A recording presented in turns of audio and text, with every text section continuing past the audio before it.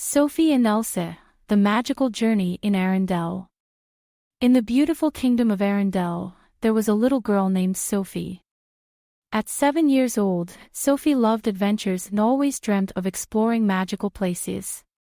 One night, as the moon shone brightly in the sky, Sophie found herself in the middle of a grand adventure that she would remember forever. It all started when Sophie was playing in her room. She had a collection of her favorite stuffed animals, but her favorite one was a little plush snowman that reminded her of Olaf. Suddenly, she heard a gentle knock on the window and saw Elsa, the Snow Queen, standing outside with a warm smile on her face. "Hello, Sophie," Elsa greeted. "Would you like to join me on an adventure in Arendelle?" Sophie's eyes sparkled with excitement. "Yes, please," she replied, quickly putting on her shoes and jacket.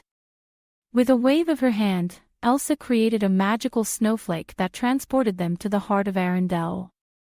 The kingdom was covered in a blanket of snow, and the air was filled with the scent of pine trees and the sound of children laughing as they played in the snow. Elsa led Sophie to the grand castle where her sister, Anna, was waiting.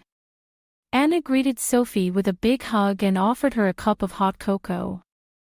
"Welcome to Arendelle, Sophie," Anna said cheerfully. "We're so glad you're here." After warming up with their hot cocoa, Elsa and Anna took Sophie on a tour of the kingdom. They visited the bustling market, where merchants sold everything from colorful scarves to delicious pastries. Sophie even got to try a piece of chocolate cake, which was Anna's favorite dessert. As they walked through the market, they heard a commotion coming from the town square. There, they saw Hans, Elsa's old enemy, causing trouble for the townspeople. Hans was trying to steal the kingdom's treasures, and the people of Arendelle were scared. "We have to stop him," Sophie said bravely. "We can't let him ruin our day." Elsa nodded.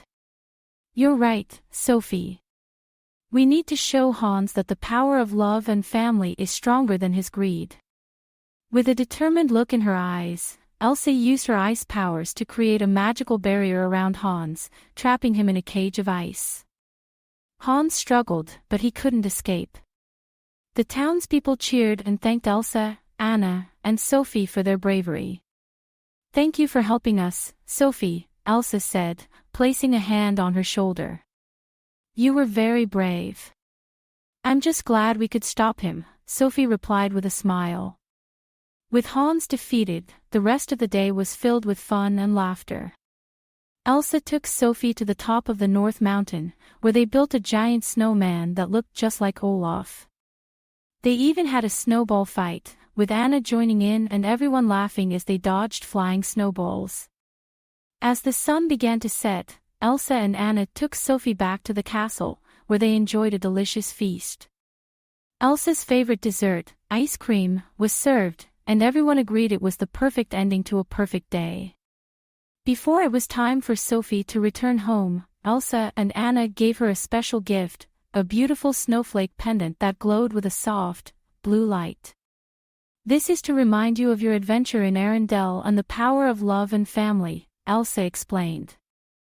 Sophie hugged Elsa and Anna tightly. "Thank you for everything," she said. "I'll never forget this day."